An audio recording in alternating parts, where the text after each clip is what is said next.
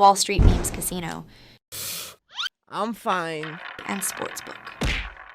Get a sign-up bonus of 200% up to $25,000 when joining today. Sign up now. Terms and conditions apply. Vote for IFL in this year's Sports Podcast Awards. Go to www.sportspodcastgroup.com and vote for us in Best Combat Sports Podcast and the Diverse Voices Awards categories. IFL Pod, available across all major streaming platforms now. This is KUGAN CASSIUS for IFL TV. Come on. Where have you been? Right, hold on. Hold on. Ivanison, Rani, Johnny, Nelson. Listen to him, Jeffrey. Listen to him. Can we just talk about last night, first of all, yeah? Just get this out of the way, right? Listen, let me tell you. Hold on. So I messaged you. This was at 20 to 9, okay? Yeah. And said, should we do something? And you said, yeah, let's do it. And I said, give me 20 minutes. I'll be home in 20 minutes, yeah? 9:01, I messaged you back, and you apparently fell asleep. Don't lie, Johnny. What were you doing?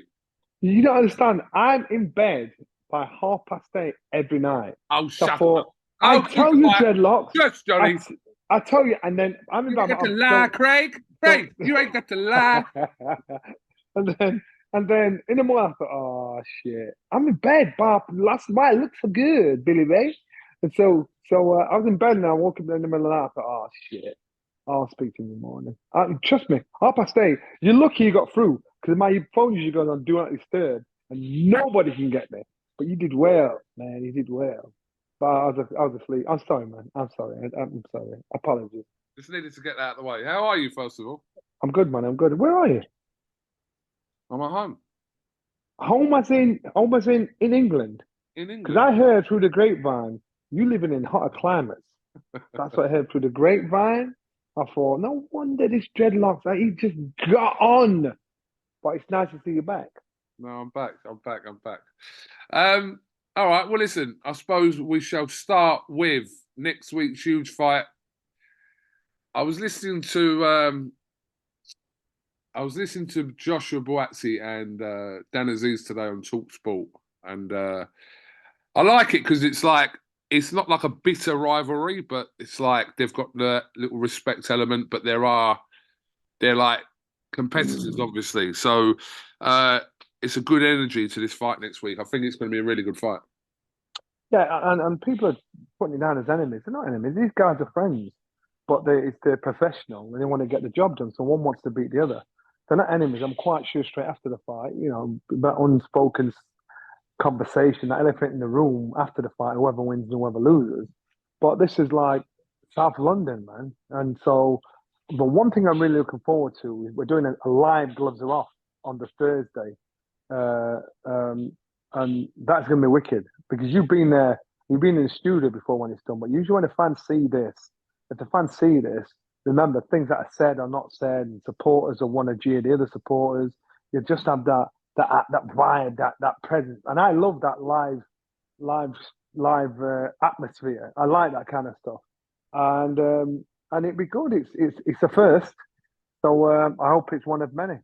So I'm really looking forward to that. But anyway, these two fighters, both professional. Obviously, you're going to look towards Joshua Buatsi and say Joshua Buatsi has done it all. He just lost consistency with his career. Now he's back on track. Sees Dan Aziz coming through, collecting the British Commonwealth European the traditional way. He's a grafter. He's a hard worker, and so he's on the end of everybody's tip of everybody's tongue. He's the one that everybody's familiar with now because Josh, he just disappeared for a while. Through no fault of his own. Now he's back. Now he's back in such a big fight, and he wants to take care of the new kid on the block, allegedly. They're familiar with each other in and out of the ring. And so, and this happens. It's the pyramid of life, and I've seen so many times. Remember James DeGale and George Groves? Those guys used to be in the gym together. And James DeGale was always top dog. And when they boxed pro and James lost to him, he couldn't get his head around it. I used to beat this boy in the gym. I've done it before in the amateurs. You know, couldn't get his head around it. Now, if Joshua BUATSI has that kind of mentality going into this, he'll be a shock to James DeGale. He needs to go in there with full respect. He needs to go in there on his A game. And if he's on his A game with full respect, we will see the best performance of what Joshua BUATSI is about, because he knows what's in front of him. He knows what he can do. He's an excellent boxer, craftsman, and he can have a scrap. And so he'll know exactly what to do. So this might be one of his best ever performances. In saying that, Dan, on the other hand, knows exactly the ins and outs of Joshua BUATSI. He knows what has to be done, what shouldn't do, what he can do. He knows that he's not the boy that Joshua BUATSI used to play with. You know, this boy, you know, Dan now has sparred with the best in the world. So when you spar with the best in the world, you're intimidated by no man, and that's Dan Azeez. So I think this fight it's made for excitement from round one. They're not go looking for each other.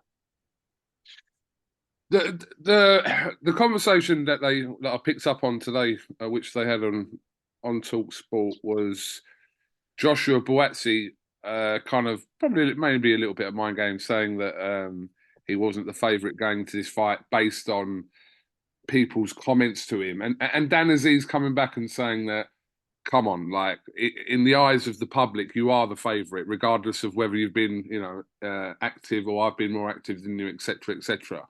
But I mean, I suppose when you look at this, when you kind of look at a couple of years ago, kind of where Dan Azeez was, and Dan Azeez has done very well, kind of at the age Dan Azeez is at as well, to get himself kind of as one of the prominent figures in that weight category. Has he caught up with Joshua BUATSI because BUATSI's been inactive?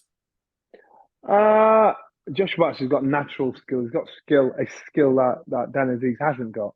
Dan's got determination, strength, and stubbornness about him. He's not a cute stylist like Joshua BUATSI. Let's know that for a fact. Fact is, Joshua BUATSI is the favourite, and Dan knows that Jan thinks that Josh doesn't like having that responsibility. So that's why he keeps heaping it on him. Everybody's expecting a lot for you. It's mind games. They're expecting because you're the favourite, no matter what you say. And he's reminding them, putting that mental pressure on. It's part of the game, part of boxing foreplay.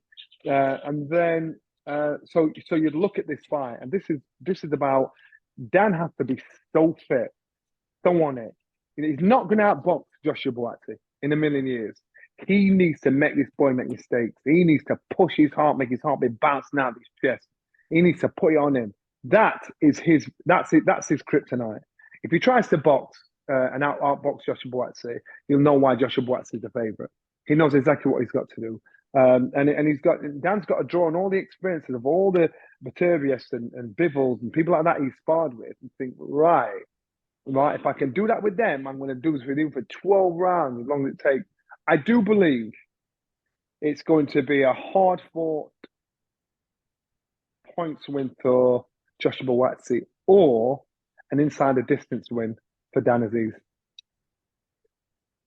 All right, typical Johnny Nelson bollocks. That's not typical. I'm giving you two scenarios. If you're inside the distance, Dan wins. But two scenarios. Yeah, all right, yeah. Just pick a fucking winner, mate.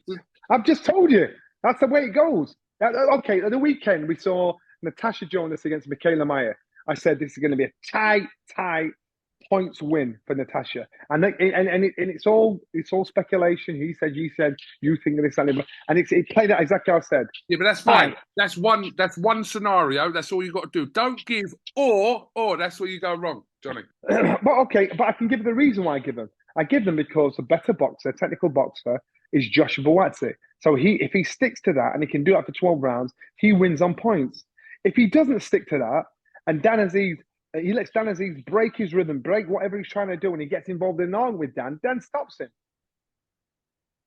All right. Well, look, my prediction is it's either going to be a points or a knockout win for BUATSI, or a points or a knockout win for Azeez. Wow. So, That's basically what you just said. Johnny, it isn't. It is, Johnny. It is and it ain't. I'm right. Johnny, do you know £17.99. Do you know what that can buy you? £17.99. What can that Now buy you? or Right today. yesteryear? Right today. £17.99 What could it buy depends you? on. Give me two things that could probably buy you. £17.99 could buy you either if you went on Temu, which is an Asian website where you can buy clothes. You can buy T-shirts, £17.99. Bow. Right. Or or you could buy, let me think, some kind of subscription for £17.99. I don't know. There's not really else you can buy. Wow. What's £17.99? This is apparently what you can buy today for £17.99. Look at that handsome devil. £17.99. Ooh, they were giving Johnny away Nelson, Hard Road to Glory, How I Became a World Champion. £17.99 on Amazon. Is it the one you listen to or the one you pick up and actually read It's yourself? it's a hardback. Oh, but it's a good book, man. Have you read it? Yeah, but £18. Yo, if you look far afield, you can get £2 used and abused. You know what I mean? That's how I roll. £18, how you bored crowds for years to win a world title. Yeah, but you know what? If I put good music to it and talk about the highlights, we'll forget about the lowlights. Anyway, available now from Amazon, £17.99. Hard Road to Glory. I didn't know How that. I Became a World Champion. I didn't know that it was back on sale again. Gee, I made a lot of money from that book. I really did. Do you know you can't get it on Kindle, right? Do you know on the Kindle bit it says this app does not support purchasing of this content? Yeah, does. but It does. because it talks about the abuse of my dog, that's why. So, but as long you see, you got to buy the book. You'll think, what's he talking about? Read the book, man. Read the book. Right. Listen, heavyweight season is quickly approaching next month and March, and yeah, some very pivotal moments that are going to occur over that period between Feb 17th and March the 8th. You sparred Usyk, didn't you? No, I thought I've you done sparred sparring. him. Oh no, you sparred No. Fury. Yeah, at the beginning of his career, in the back of mine, yeah. He smashed you up, yeah. Did he smash me? Ask his dad. Ask his dad. His dad will tell you. I thought that's what happened. I thought you went in there and had to leave after the first four No. rounds. You're trying to put that upper type foolishness on me, aren't you? No, What? no. He came to my gym. Ask his dad, because he and his dad started arguing because his dad shouting, get him. And he couldn't. And he stopped in the ring and turned around to his dad and said, you get him, get him. Get him. And they're arguing like that. And I'm looking at Brendan, and Brendan's like laughing between his fingers. But I must admit, Tyson, then, one thing I did take from him was this guy has got unbelievable bottle. He's intimidated by nobody. How many And fights did he have, Johnny? I think he just started as a pro. He's intimidated by nobody, and he's fast for a big guy. And I was honestly, he was fast, and for a big guy, I couldn't believe how fast he was, how awkward he was. Um, sorry, unorthodox he was, and he's taken that through to be the best fighter in the world. Very interesting on Feb 17th.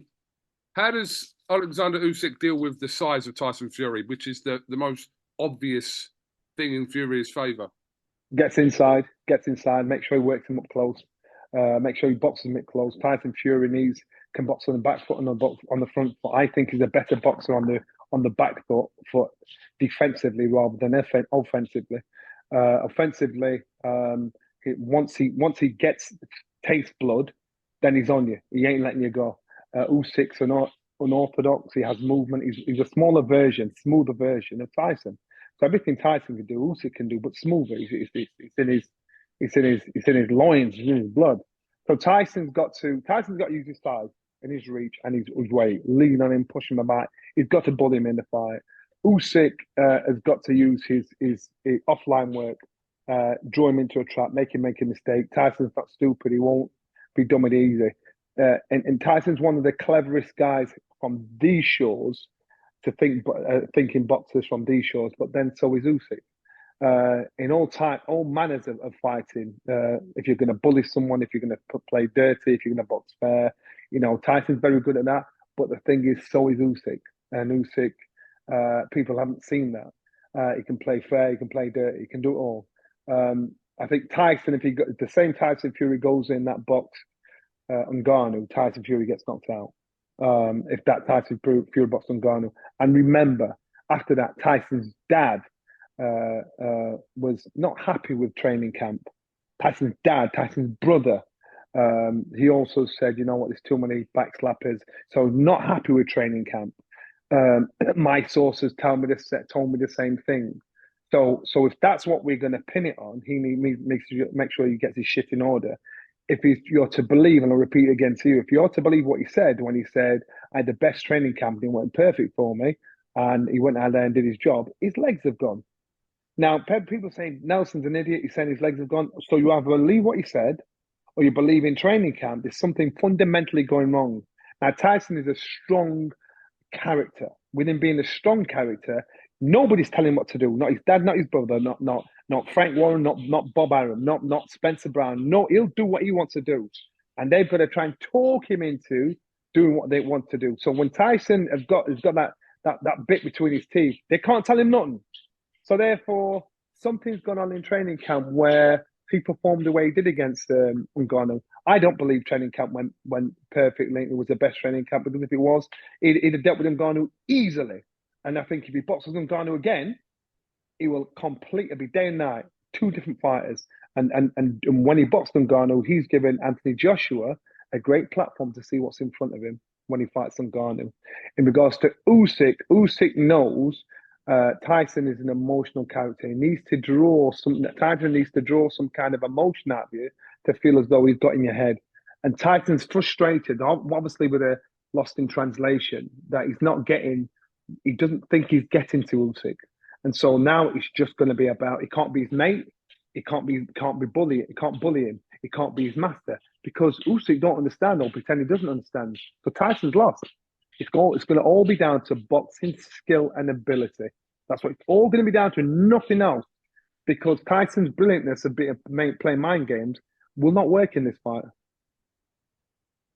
Johnny, just going back to obviously your comments there about the Francis Ngannou fight back in October.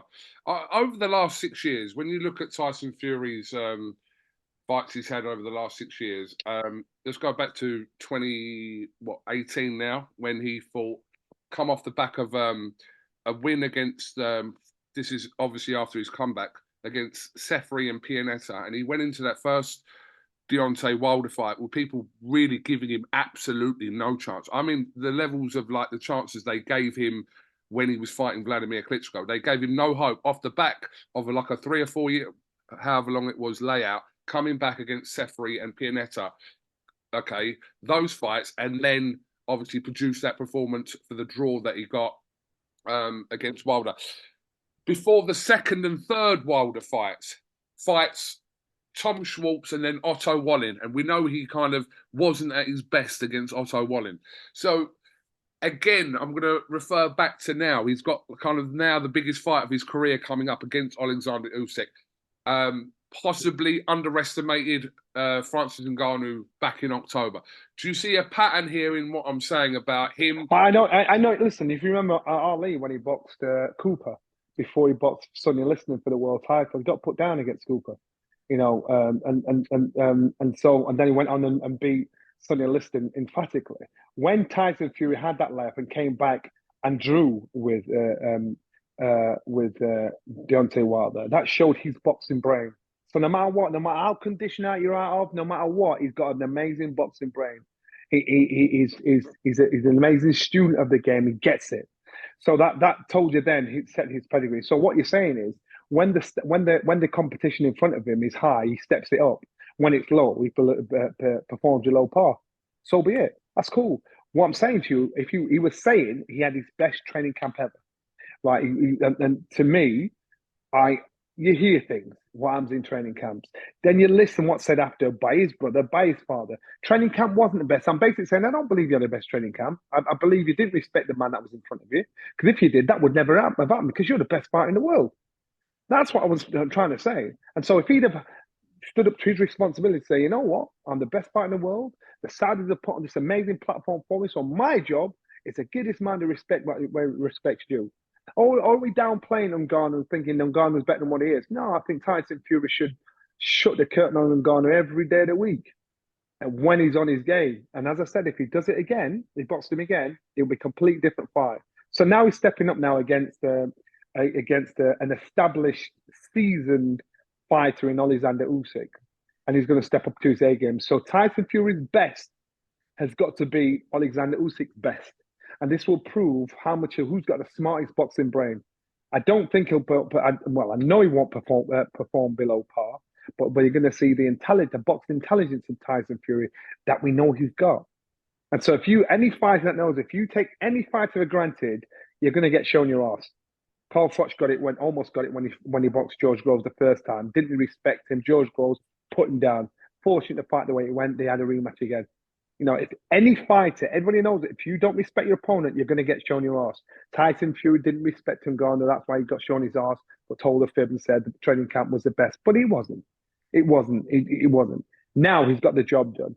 So he's had the, as they say, the gypsies warned, say, I'm not doing that shit again. And he won't do it again because he got embarrassed. You know, he got harassed, you know, verbally by people like me saying, well, nah, man, his legs have gone if you want me to believe you. So I believe Tyson Fury knows what's in front of him. And Tyson Fury, if his legs haven't gone, I think he beats Alexander Usyk. I've always said he beats Alexander Usyk. Too big, too smart, too mobile, and he's got it going for him. Alexander Usyk's a brilliant fighter, but he also has chinks in his armor. And Tyson Fury knows that. Has Tyson Fury got the power to hurt Alexander Usyk to the body like Dubois did? No, he hasn't. Has he got the boxing ability, the movement, the agility to give him troubles? Yes, he has. And that's what we're going to see. And Alexander Usyk, will he make a mistake and walk into a shot? Probably not. But I do believe Tyson Fury wins on points. Okay. Would you say that you underestimated Adilson Rodriguez? Yeah. Why? You want to ask me why? No, he handed you your ass twice in a row. So no, he didn't. He didn't hand me out. It was that in Brazil, man, and they robbed me blind. That's why you look on the record. I was straight back there again. Robbed me blind because I was back there again because the scorecards were that ridiculous, and they did it again in front of their TV. So no, I wasn't, and I'll put my hands up when I get turned over. I get turned over, but a bit, didn't I? A bit. Oh. Okay. Anyway, it's not about you at the moment. We're talking, but you're saying that if you're going to go with anything, you're going to edge with a Fury points win, yeah? Yes. Yeah. So I think this was obviously a clever move here by Joshua, Team Joshua, Hearn, Metram, whoever, 258 with this fight, because obviously we know the stick Eddie Hearn gave the fight with Ngannou and Fury. Okay, we know he gave it untold stick, but as a result of obviously the performance, this now led into what is quite an interesting fight. Now it shouldn't be an interesting fight; it really shouldn't be, but because off the back of Ngannou's performance against Fury, and Joshua's had a good, I'm not going to say a spectacular year, but he's had a decent year with 3 wins off the back of the Usyk losses. But this is now an interesting contest, and it's a case of whether Joshua can really better Fury's performance and result. That's what it's about. I expect him to better the performance. I don't think he'll knock him out. I do think he'll beat him out. No, I do think he'll beat him on points. I think risk reward does not weigh up. The risk is not worth it. The reward is not worth the risk. Because if AJ gets turned over by Ngannou, then the multi-million-pound future after that and lucrative fights that are after that are up in smoke. And I believe Anthony Joshua will be done by the end of this year. You know, because that's a lot. There's a lot to take losing to Ngannou. I don't think Anthony Joshua loses to Ngannou. I think he does a much better job with Ngannou than Tyson Fury did because now he has the benefit of hindsight. He's seen what Ngannou's about. It's like the Ruiz. Everybody knows what Ruiz is about. He's boxed twice since he boxed Anthony Joshua. Now he's not just a little fat Mexican with fast hands. He's like a dangerous little fat Mexican with fast hands. So now Ngannou's a strong, patient banger. He's older, but he's patient. He can't be kidded. He can't be conned. He can't be hustled into doing something. Now we know you've read that. You look and think, right, he does this, he does that, he does this. You've got he's got hindsight. So I believe Anthony Joshua's performance against Ngannou will be much better than Tyson Fury's. I expect Anthony Joshua to get the job done. If I was Eddie Hearn, would I have taken the fight? No, I wouldn't have. Richard Ward doesn't weigh up because one punch changes everything in the heavyweight division. So one punch against Ngannou, why are you giving this man a chance? Why give a man a chance that shouldn't have one? You know, you're going with somebody where there's some. If you lose to him, you think, you know what, this guy's got some. If he loses to Ngannou, who's had one professional boxing match, how do you explain that? How do you explain it? How do you get your head around it? Because it was hard enough losing to Ruiz, then coming back, then losing to Usyk twice, then having to accept, you know what, I'm not the best fighter in the world, but then to lose to someone that's a one professional fight, the damage that will be done is ridiculous. I mean, to AJ and to AJ's brand, it'd be ridiculous. Risk reward does not weigh up. I would not have done it. Yes, forget about what Eddie's saying. It's a cash grab when Tyson Fury did it. Yeah, they're getting paid ridiculous money. I expect Anthony Joshua to get this job done. I don't expect anything else. So when people saying this is a tricky one, no, it's not. If Anthony Joshua, is a two-weight world champion, former two-time heavyweight champion of the world, should shut him out. It should be done. It shouldn't even be a consideration. That's where I put Anthony Joshua. It should shut him out. Anything less, serious questions need to be asked. Yeah, but Johnny, that's a bit of a mad take, really, because you're saying that you think that Hearn shouldn't have put him in with Ngannou, but I mean, what? So you're saying obviously, Joshua was always obviously going to fight in the first kind of quarter of 2024, right? So we know that his opponents last year, Jermaine Franklin, obviously Robert Helenius, and then probably the fight that everyone said was going to be a bit tricky didn't end up being tricky with. Who's everyone?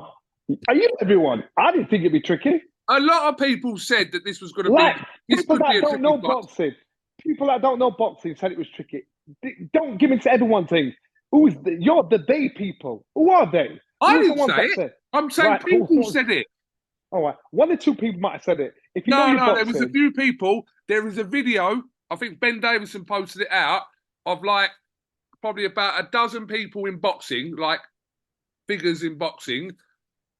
Oh, I'll find the video on WhatsApp it to you. I don't know right now, but I've seen it. Look, Johnny, I'm not making this up. You know, people were saying that this could be a little bit of a potential banana skin for Joshua.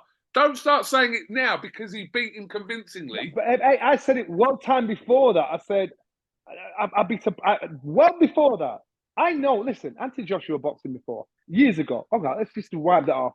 Anthony Joshua's used him as a sparring partner. I know when a fighter's been in with someone that they spar with, they know exactly what they're about. They know exactly what they can do and what they can't do. So Anthony Joshua, his performance was because of his familiarity. I want to see Ben Davison's input in this fight. I want AJ to fight that same AJ that got in his last fight. I want that same AJ to get in this fight and be as aggressive, be as on it, be as hungry, let me see that. And I said, Ben, you know what? Whatever you've done to that, well done, mate. Well done. I want to see that AJ step in. Yeah, I agree. That's what I want to see.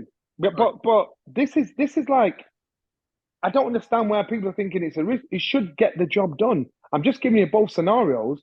Risk reward doesn't add up. It doesn't weigh out. It might be getting paid handsomely, but you know his next fight and the fight after that, it'll be ridiculous. But if it doesn't happen, the next fight and the fight after that won't happen. Where does Wilder fit in? I mean, look, regardless of what happened in Saudi Arabia, which a great win. Let's not take anything away from a fantastic performance from Joseph Parker. But when it was still spoken about, and even AJ said after the win over Wallin, he said, I'll still fight him. That fight's always going to happen still. It's always going to happen still. There's more chance of that fighting me now than it was before. I still want to see that fight, but I know obviously it's lost a little bit of the thing off the back of the Wilder's loss, but I still want to see that fight. So Wilder, in the build-up, when they did all press conferences and everything, I said Wilder went up in my estimation in regards to how he spoke to everybody, how he spoke about everybody, how he carried himself. I thought, you know what, this boy's grown up, man. I thought he was really respectful and humble. I thought, I like him. The idiot was Gerald Miller. AJ got the Tigers. He was a bit shirty. I think Wilder came out and thought, there's something changed about this brother. When I saw his fight against Parker, like most people, you're thinking he's gone, he's shot. That sting's gone. He looked fragile. He looked fragile, but dangerous. Yes, but that sting hadn't gone. Then after his interview, he was humble and he looked at it, accept it. That sting, that bomb squad, that thing that frightens you when he's shouting it, it's gone. Then he said, you know what, and there's life outside of boxing, and he's discovered the life outside of boxing. When I heard that he'd taken the ayahuasca as part of him trying to find himself in life, that to me said he's done. He's done because it just makes you think differently. It takes the layers of layers of memories, of scars, of whatever that makes you who you are today. So once he had ayahuasca, that sting, that fight that you need to be a fighter, it's not as important because he's got bigger things to contend with in life, and so now he's on a different path in his life. So now this is part of his job, but it's part of his life, but it's not him. He's out of it. So you don't expect to see the Wilder you saw 3 or 4 years ago back in the ring again because he's stepped onto a different level. Be interesting to see, but because there was talk of before, obviously Zhang was announced against Joseph Parker. There was talk of rumours of Wilder fighting Zhang, and I thought that was quite mad to think that. And I was like, fair play Wilder if he's coming off the back of that loss to Joseph Parker to going against Zhilei Zhang. I thought, but obviously that wasn't to be the case. Zhang's fighting Joseph Parker. Johnny, just before I do let you go, I do want your opinion. I'm sure you would have seen this over the last couple of weeks. This little niggling online with Eddie Hearn and Lennox Lewis. What have you made of it? We know there's been a little bit of a possibly like a perceived underlying back and forth between Lennox Lewis and Joshua over the years. This is not a new thing. We've heard kind of comments from both kind of saying something, but maybe possibly not saying it directly. What have you made? Obviously, Eddie Hearn and Lennox Lewis got into it like about a week ago over Anthony Joshua. So I always say, promoters talk about promoting, managers talk about managing, trainers talk about training. Fighters talk about fighting because they are the best. All those people out there, the best ones, they're the best employed, the best experience to talk about the job. So when Lennox Lewis is talking about a fight and fighters, he's talking from experience. So Eddie Hearn cannot tell Lennox Lewis about fights. Eddie Hearn cannot tell Lewis about what's happening inside the ring. Not in a quadrillion years. He can't do that. So Lennox Lewis is the most experienced person to say, you know what, and to actually put him straight on something. Eddie's looking at this from a business point of view, and AJ's his friend. So therefore, and he has belief in his friend. And Lennox Lewis is a former unified world heavyweight champion. He said, whoa, hold on a minute. This is where this guy's at. This is where he should be at. Now, and Eddie's got to do his job and promote AJ. He's got to put AJ in a position where he could possibly be a 3-time world heavyweight champion. So there's two different aspects of it. He's looking at it from business. He's looking at it from the sport itself. So I understand where Lennox is coming from. I understand where Eddie's coming from. It depends on what you are. Are you a businessman or are you a sportsman? Yeah, I think, going back to what you said then, kind of when Eddie Hearn was tweeting him, he was kind of telling him in Eddie Hearn's, from his side, what the situation was. If Joshua beats Ngannou, and then what does it mean? Like the winner of Fury and USYK. But but what I'm saying is, in the grand scheme of things, if Anthony Joshua beats Ngannou, what does it mean? What in the grand scheme of things, how does that put Ngannou's number 10? Is he above? Look at number 9, number 8, number 7, number 6. All these fighters that have been there, done that, won the T-shirt, fought former heavyweight champions, and gone in there and got the job and fought for that position. Have got pedigree and experience, so you can read something off it. Anthony Joshua gets in there and knocks out Ngannou, and what? It's his second professional fight. All he's going to gain out of that is money. He ain't going to get massive credit. Look how he did the job. Tyson Fury didn't respect and didn't expect that from Ngannou. So therefore, because of that, that's why he performed bad. I'm not saying Ngannou's rubbish. What I'm saying is Ngannou inexperience to realistically give any top 10 heavyweight fighter a nightmare if they respect him. Tyson didn't respect him, so he had a nightmare fight. Now every fighter knows what he's about. AJ is going to get nothing out of this apart from paid well. Johnny, the question is here, right? The question is, and I think it was Gareth that actually brought this question up to me a week ago. If Ngannou beats Joshua, Ngannou, according to what's going on in Saudi with His Excellency Turkey Al Sheikh, the winner of that fight will get a shot at Fury USYK. Does Ngannou, after 2 fights, be it Fury and Joshua, if he was to beat Anthony Joshua, does he warrant a shot at undisputed? So, boxing snobbery, no, he doesn't. Because I said you've got fighters 9 down to 2 that have fought for that position. Now it was expected AJ was going to be in with Wilder. This is why this agreement was made before Wilder got turned over. That was in the conversation. So now where did he go? So Ngannou was leapfrogged at the downfall of Wilder against Parker and got in Wilder's position to be in a position in touching distance to fight for the undisputed. Is it fair? No, it's not fair. Because if you've been in boxing all your life and you think, why is he getting the opportunity? That's just not right. That's just how it is. It's not fair.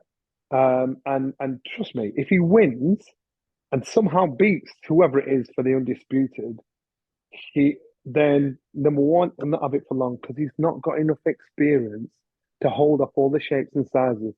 He's not got all the experience to outmove people that have experience been doing it from being a youth. And I understand he's been in mixed martial arts, so he understands his game. Boxing, you can't play boxing. You can kill a con for so long, then eventually you get exposed. And this is what's going to happen. The only reason why he did so well is because one fighter disrespected another. AJ won't disrespect him. And that, yeah, one punch can change everything. But eventually, like Wilder, that one punch won't be enough. And when you can't land that one punch, that's when you get shown your ass, like Wilder. Okay, Johnny. God, this is nearly 40 minutes. This is like the old days. What? Flies, I missed you, man. I missed you. Like the good Me old or days. just You, man. You look good, Billy Ray. I see you haven't stopped. I see you haven't stopped smoking, which isn't good for you. But I still, don't know what you're talking about, Johnny. that cig of weed that you've got in your hand. They can't see you, but I can see you. How dare you? Oh, sorry. Johnny, all right, we'll just end on obviously, big week.